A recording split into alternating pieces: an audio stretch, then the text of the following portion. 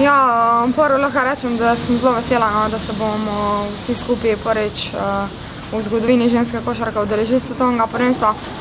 Občutki so res super, pričakovanj pa nimamo nobenih. Mislim, da nam mora biti edini cilj, da zastopamo državo tako, kot se spodobi in da res probamo dokazati, da znamo igrati košarko, pa da nam bo še velikrat svetovno prvenstvo, da ne bo to zadnje.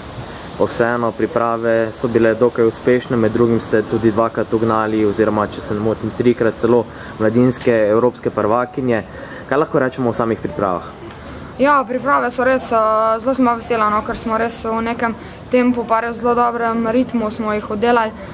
Nismo od začetka začeli na tistih res tipičnih kondicijskih pripravah, ampak smo res začeli takoj z žogo, kar mi je bilo zelo všeč in smo s tem dosti kondicije pridobili.